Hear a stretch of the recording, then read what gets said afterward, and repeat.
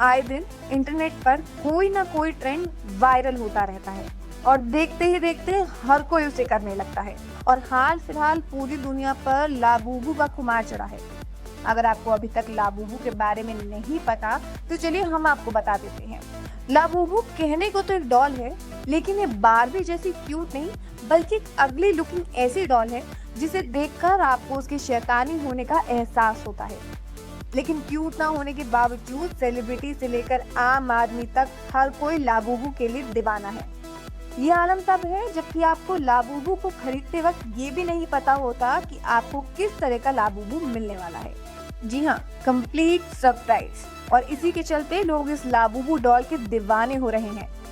अगर social media पर Labubu flaunt करते सेलिब्रिटीज की तस्वीरों से आप कन्विंस नहीं हो रहे हैं तो आपको बता दें कि लाबूबू को बनाने वाली चाइनीज कंपनी पॉप मार्ट का कहना है कि पहली छमाही में उन्हें रेवेन्यू प्रॉफिट में 350 का इजाफा होने की उम्मीद है और इसका पूरा क्रेडिट लाबूबू ऑब्सेशन को जाता है। Stock market listed pop mart का मार्केट कैप $40 बिलियन से ज्यादा है और कंपनी का कहना है कि कंपनी की प्रॉफिटेबिलिटी, ब्रांड की ग्लोबल पहचान और कॉस्ट कंट्रोल की वजह से बढ़ी है। पॉप मार्ट पूरी दुनिया में खिलौनों को ब्लाइंड बॉक्सेस में बेचने की अपनी टेक्निक की वजह से जानी जाती है। ये एक तरह की पैकेजिंग होती है जिसमें डिलीवरी बॉक्स ओपन होने तक लोगों को अंदर क्या है इसका पता ही नहीं होता। हालांकि इस मार्केटिंग टेक्निक की वजह से कंपनी को गैम्बलिंग बिहेवियर और कंपल्सिव बाइंग को बढ़ावा देने के लिए क्रिटिसिज्म भी झेलना पड़ा है। लेकिन कुछ भी कहो, कंपनी के इस ट्रिक ने उन्हें आज की तारीख में लगभग पूरी दुनिया में पहचान दिला दी है, क्योंकि इसी की बदौलत आज कंपनी पूरी दुनिया में 2000 से ज्यादा वेंडिंग मशीन और स्टोर्स को ऑपरेट कर रही है और कंपनी की स्टॉक मार्केट वैल्यूएशन पिछले साल 600% तक बढ़ी है। 2024 में कंपनी के रेवेन्यू में 40% कंट्रीब्यूशन मेनलैंड चाइना के बाहर की सेल का है।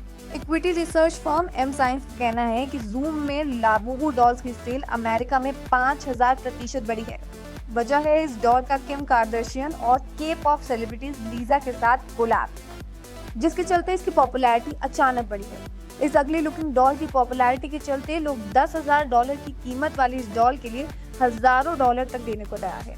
और तो और हाल ही में ह्यूमन साइज लाबूबू को बीजिंग में नीलामी के दौरान $1,50,000 में बेचा गया।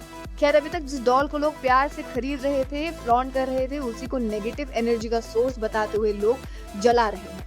माना जा रहा है कि लाबूबू पॉजेस्ड है। वैसे इन सब में लाबूबू ट्रेंड को फॉलो करने वालों को क्या फायदा हुआ? लाबूबू बनाने वाली कंपनी की मार्केट कैप बढ़ी, पैसा उन्होंने छापा। लेकिन अगर आपने लाबूबू ट्रेंड फॉलो करते हुए खरीदी है तो अब आप जलाएंगे नहीं, क्योंकि आप तो ट्रेंड फॉलो करते हैं। और अगर नहीं तो अगले साल तक कोई नया ट्रेंड आएगा और आपकी लाबूबू घर के स्टोर रूम में या आपकी अलमीरा के किसी कोने में पड़ी होगी। वैसे क्या आपको भी ये लगता है? कमेंट करके जरूर बताएं कि क्या आपने भी लाबूबू ट्रेंड फॉलो किया है।